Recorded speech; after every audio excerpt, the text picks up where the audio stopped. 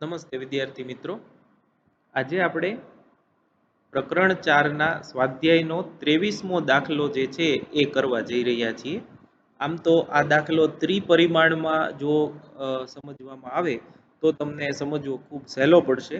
તમારી સરળતા ખાતર શક્ય તેટલી આકૃતિ દોરી અને સમજાવવા પ્રયત્ન કર્યો છે. અહીંયા સોલ્યુશન પણ તમારી સામે જ છે. આપણે સ્ટેપ બાય સ્ટેપ જોતા જઈએ અને ABC નો જવાબ મેળવતા જઈએ. તમને એવું આપ્યું છે કે 10 સેન્ટીમીટર ત્રિજ્યા આર આપ્યું છે.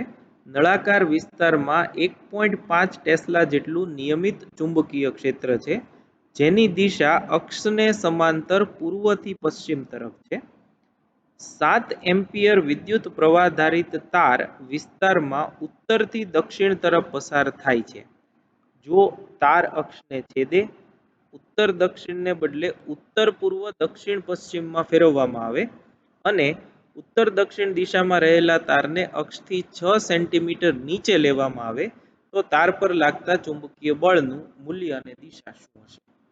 તો જુઓ, આપણે આ આખું જે છે એ સમતલ બતાવ્યું છે. પૂર્વ, પશ્ચિમ, ઉત્તર અને દક્ષિણ આ તમે જાણો છો એ પ્રમાણે દિશાઓ છે. તો નળાકાર જે છે ઈસ્ટ વેસ્ટ છે અને ચુંબકીય ક્ષેત્ર પૂર્વથી પશ્ચિમ, એટલે આ પૂર્વથી પશ્ચિમ. આ જે સફેદ કલરની લાઈન દેખાડી છે આ ચુંબકીય ક્ષેત્ર બી છે. એમાં નોર્થ સાઉથ ડિરેક્શનમાં એક સળિયો મૂક્યો છે. એમાં પ્રવાહ જે છે એ ઉત્તરથી દક્ષિણ એટલે આ પ્રવાહની દિશા થઈ. તો તાર જે છે એના પર લાગતું ચુંબકીય બળ શિરોલંબ ઉપર તરફ લાગે. એટલે તમે નળાકારની અંદર તાર મૂક્યો હોય તો શિરોલંબ ઉપર તરફ આ બળ લગાડે અને બી અને આઈ ની દિશા પરસ્પર લંબ છે એટલે થીટા 90 ડિગ્રી થાય. બી આઈ અને આ એલ જે છે એ અંતર એ 2r જેટલું હોય. આ આડો નથી એકચ્યુઅલી, ઉત્તર દક્ષિણ જ છે, પણ ત્રિપરિમાણમાં બતાવી શકાય એટલા માટે ક્રોસમાં દેખાડેલો છે. તો આ અને 0.2 મીટર મૂકી દો એટલે 2.1 ન્યૂટન જવાબ અને એની દિશા શિરોલંબ ઉપર તરફ રહે. હવે જો આપણે આને પૂર્વ, ઉત્તર પૂર્વ, દક્ષિણ પશ્ચિમ આપણે ફેરવી નાખીએ તો આ જે છે એ બળની દિશા શિરોલંબ નીચે તરફ થઈ જાય. હવે એ તમે જ્યાં આગળ અત્યારે ઊભા છો ત્યાં ઉત્તર, દક્ષિણ, પૂર્વ, પશ્ચિમ એ રીતે તમે જો ફેરવી નાખો તો તમને એ વધારે આઈડિયા આવશે. તો એવા સંજોગોમાં જે ખૂણો બને છે આ ખૂણો એ 45 ડિગ્રીનો થાય અને જો આપણે આવી રીતે કાટકોણ ત્રિકોણ લઈએ તો આ જે અંતર છે એ 2r જેટલું હોય, જે નળાકારની લંબાઈ જેટલું છે, અને જે લંબ અંતર આપણે લઈએ તો એ 2r upon sin 45 થશે.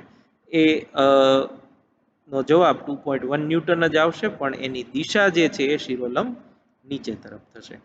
અને સી, ઉત્તર દક્ષિણ દિશામાં જે આ તાર રહેલો હતો આ જ સિચ્યુએશનમાં એને અહીંથી અહીં લઈ જવામાં આવે છે. આમ લઈ જઈએ છીએ અને ક્યાં લઈ જવાનો છે?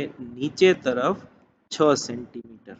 તો એનો જે ઉપરનો આડછેદ છે એ અહીંયા દર્શાવ્યો છે. તો આ તારની લંબાઈ છે NS. તમે અહીંથી જો જુઓ, અહીંથી જો આંખ રાખી અને જુઓ તો જે દેખાય એ આ દર્શાવ્યું છે.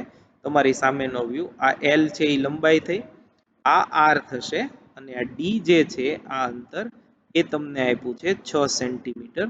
R તો તમે જાણો છો 10 સેન્ટીમીટર આપેલી છે.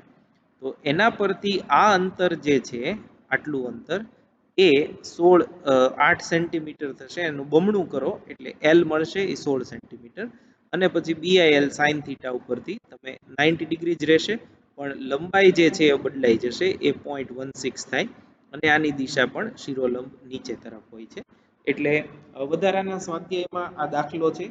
આમ તો આ વખતે બોર્ડની જે નવો સિલેબસ આવ્યો એમાંથી તો નીકળી ચૂક્યો છે, પણ જેટલું તમે વિઝ્યુલાઇઝ 3 ડાયમેન્શનમાં કરો, તમે જ્યાં ઊભા છો ત્યાંથી ઉત્તર, દક્ષિણ, પૂર્વ, પશ્ચિમ દિશા લઈ અને એક નળાકાર કે ભૂંગળું સાદી રીતે કહીએ તો એમાં તારને કે તાર તરીકે પેનને લઈ અને જો તમે સમજો તો તમને આ દાખલો સમજાઈ જશે. બાકી સૂત્ર એક જ છે, BIL sin થીટા.